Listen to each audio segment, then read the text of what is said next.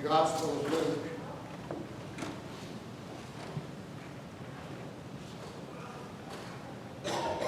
Begin in the 10th chapter, beginning in the 25th verse.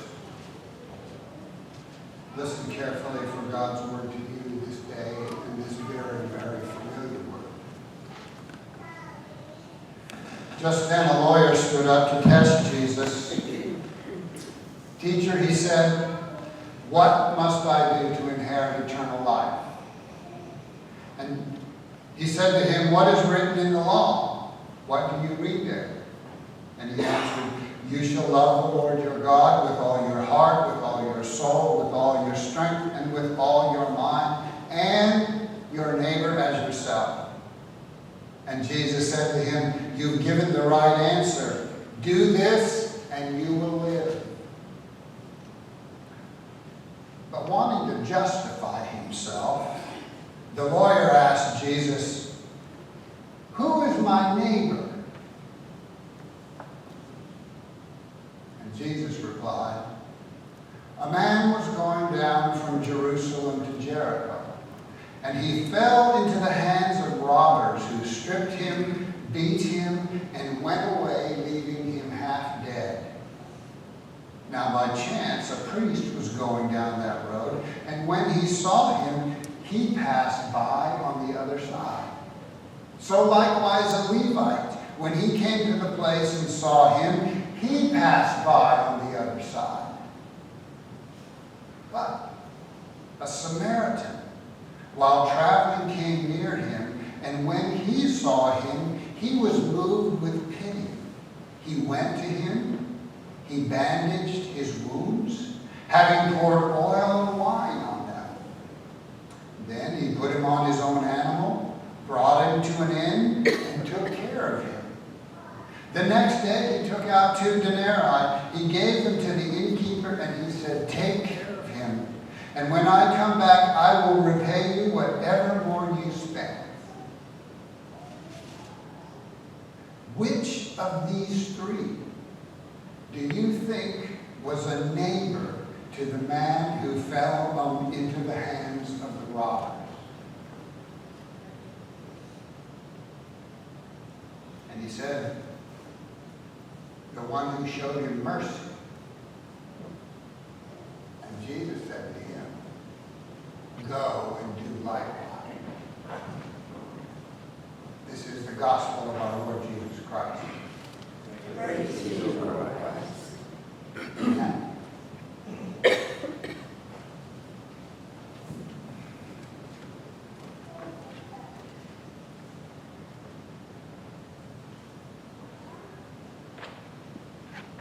Slurs and hateful speech fill the air. Bullies push people around on the playgrounds and in workplaces. Drivers cut you off. Monday, I was driving my grandchildren to a park. And as we came up on a stoplight, I was in the right lane, ready to exit. And there was a car there all of a sudden that was stopped with its flashers on. And so I slowed down and stopped. And the light turned green, and the car didn't move. And I was going, "Oh, great, I'm stuck behind a car that's not moving at all. And I've got 5 kids in the car, and it's already hot." And then the car behind me started honking. Well, fortunately, pretty soon the car that was in front of me began to slowly move down the street, and as it moved, I slowly moved along behind it because the other lane of traffic was just going and I couldn't get out around it.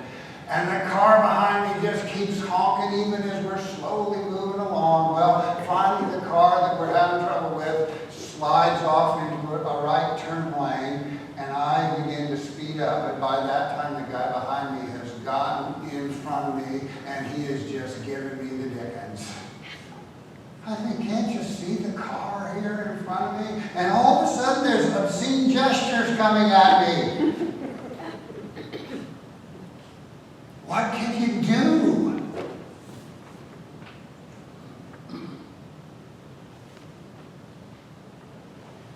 I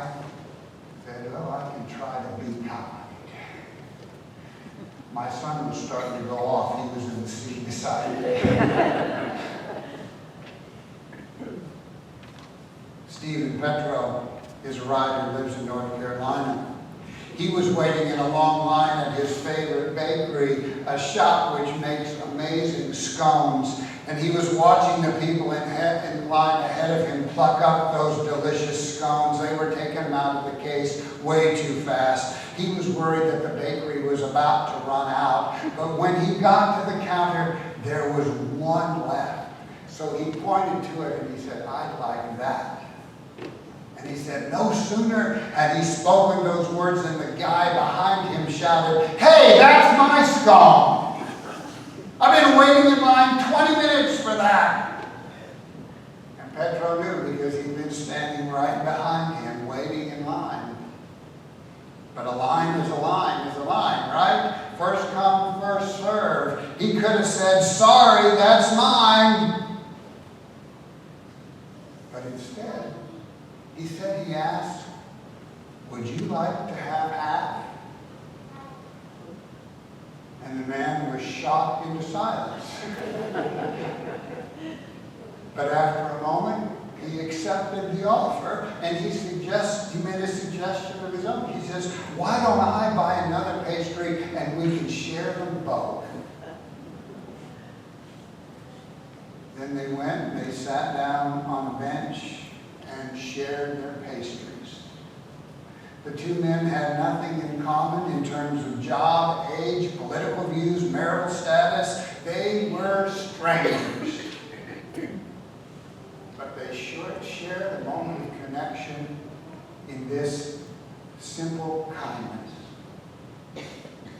And Petro said, frankly, I felt happy, and I would like to feel that way a lot more.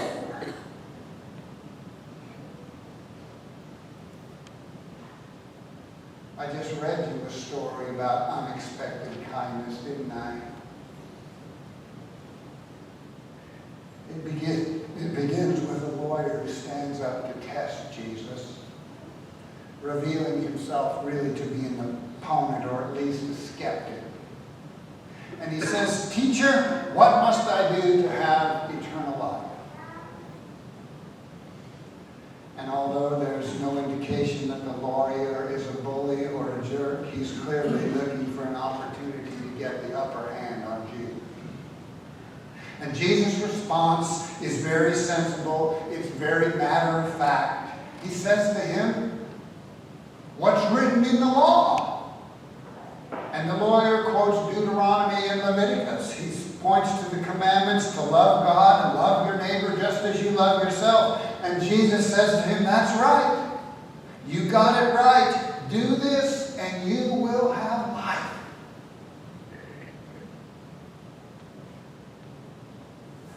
I don't know if the lawyer thought he was losing his competitive edge, but he decided he was going to push this just a little bit further.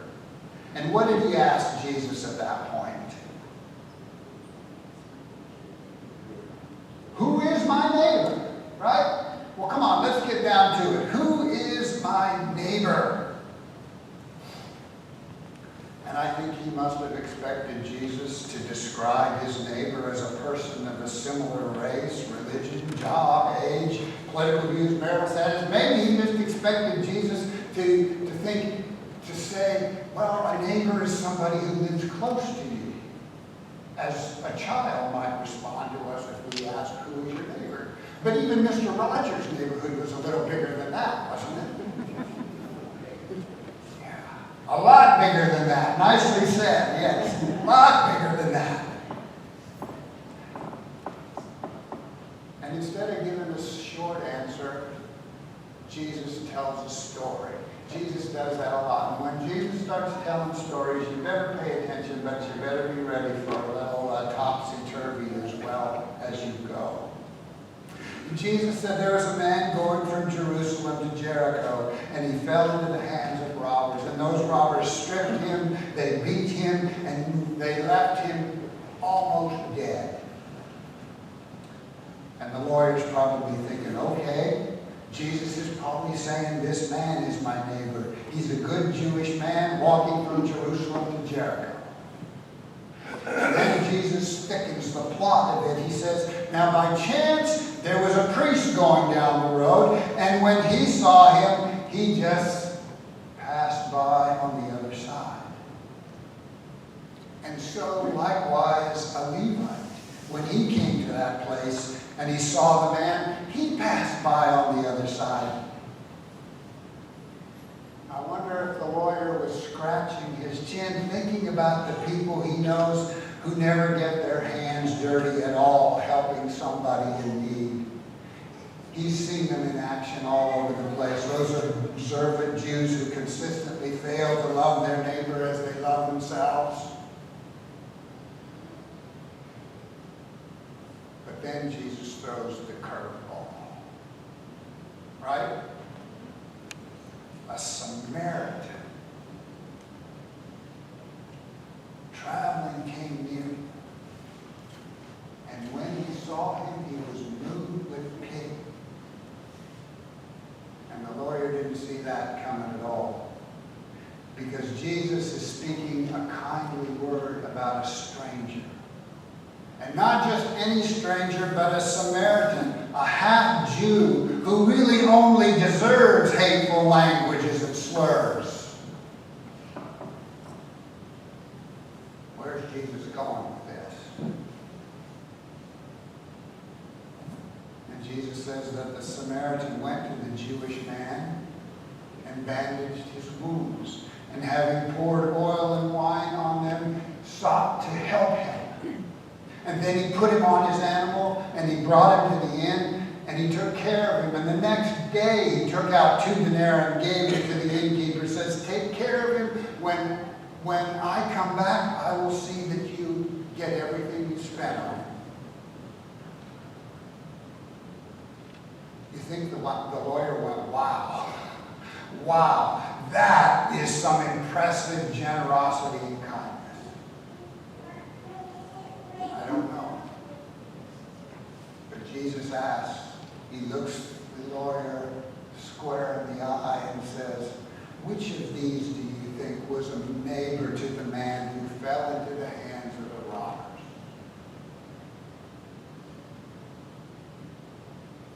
And the lawyer shocked into silence.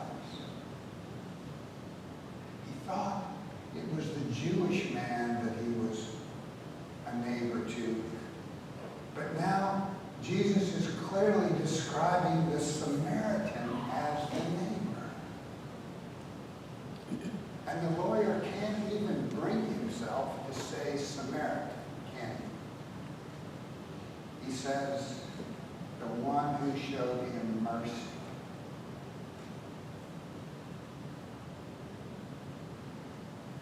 And I know Jesus was looking him in the eye right now.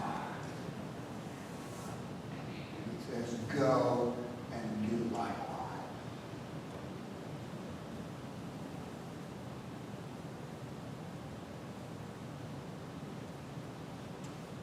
Who is my neighbor? We all ask that, don't we? Is it just the person living next door? My neighbor's named Ron. Ron's a retired gentleman who Debbie and I met when we first moved into our house. He came over right away to let us know that he kept an eye on the neighborhood. And he let us know in detail how he kept an eye on it. And we were a little leery of Ron. But over the last couple of years, Ron and I have become friends because Ron likes to work out in his yard. I think that's where he watches the neighborhood. But we also began to talk and would share what was going on just a little bit. He has a tree business, and he's helped me trim trees in our yard. Nice guy. I began to like him. And then right before Thanksgiving, Ron had a massive stroke. I went over to visit he and his wife, Linda, and they were absolutely delighted to have me come And since then, Ron and I have gotten to be better friends. But what was on the 4th of July? We were all out in the backyard, and I saw Ron wandering across the street coming towards the house because since the stroke, he can't talk very much. But I talked to Ron while we're standing in the yard trying to converse. Debbie says, why don't you and your wife come over and have some ice cream with us? We're making homemade ice cream tonight. Why don't you come over and have ice cream with us? And Ron kind of indicated he might like to do that. And sure enough, about 7:30 when we told him 9, about 7:30 he came across. And we sat down, and my grandson Max was there, and if Max is there, there's one question he has, and he asks to every person who comes in the yard, will you pitch to me? And so we got the wiffle balls out, and Ron couldn't talk at all, but he was just pitch after pitch after pitch to Max until it was dark. Ron's my neighbor. And he's helped me, and I pray that I've helped him a little bit. And that's a good thing. But Ron's really not all that different from me. We're pretty much two white guys in a middle-class neighborhood who like each other and are neighbors, beginning to care for each other a little bit. And oftentimes that's how we describe a good Samaritan. To someone who puts time and effort into helping a person in need, and it's not a bad thing. Such effort deserves commendation. But in the story, the Good Samaritan is someone who is different. A person outside. The term applies to a person who helps an insider from the outside. And if the parable were written today, it would probably feature a Christian being helped by a Hindu or a Muslim or a Buddhist. Or maybe we would even start with one of the nuns. And I don't mean the sister by that. I mean one of the folks today who no longer really thinks the church means anything. And when they're asked for a preference or a denomination, they answer none. Maybe those are folks we need to be talking to as well. In addition, we often think that and miss the joy that the Samaritan found in the help that he gave. When we hear that Samaritan paid the innkeeper to provide lodging and nursing, we think, yeah, that's a generous guy. But the reality is, that Samaritan must have really wanted to help that man. And maybe it gave him the good feeling as it gave Steve Petro after splitting that scone, saying, I feel happy, and frankly, I want to feel that way more often. Melanie Rudd is a professor of marketing at the University of Houston. She has a name for a boost that we get from being helpful and kind. It's called the helper's high. You ever heard of it? A helper's high. She's speaking about the warm glow that we feel inside when we help other people and see them happy. But what she calls this giving impure altruism. She sees that it's impure because it's bad, because it benefits the giver as well as the receiver. She says it's hard to do something that's truly altruistic because we always feel good about it ourselves after we've formed an act of kindness. We feel pretty good when we leave here on the evening of the 4th Tuesday, don't we? We've come and done something good for somebody else, but let's be honest. We get something out of it too, don't we? We get something out of it too. But call it altruism or impure altruism, pure kindness or kindness that includes a helper's high, in the end it's all good. And you know what? It's also contagious. Kindness of other people rubs on us and makes us more kind. The helpfulness of the Good Samaritan advanced a movement of helpfulness that continues to this present day. Kindness is contagious. From a theological perspective, the source of all this goodness is God, right? Writing to the Corinthians, the Apostle Paul says that God is able to provide you with every blessing in abundance, so that by always having enough of everything, you may share abundantly in every good work. In other words, God's generosity rubs off on you, making you more generous. And then Paul says, you will be enriched in every way for your great generosity. You'll be enriched. You'll get a helper's high. There's no way around it.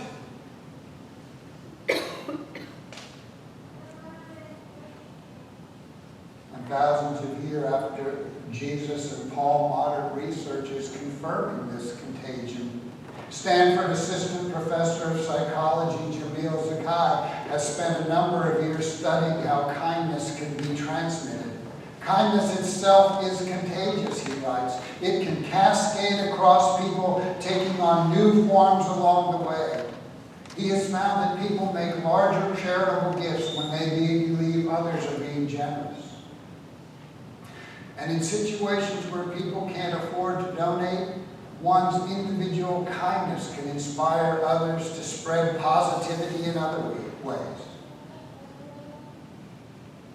Now, 1 week before his scone sharing experience, Steve Petro was waiting in line to buy a cup of coffee when a customer in front of him who he didn't know, to whom he had never talked, told the barista that he paid for Petro's drink. The man said he did that from time to time because it made him feel good. Petro thanked him profusely, feeling as though he'd been given an unexpected and a precious gift. And later he wondered, was my willingness to share a scone some days later somehow related to that gift of coffee?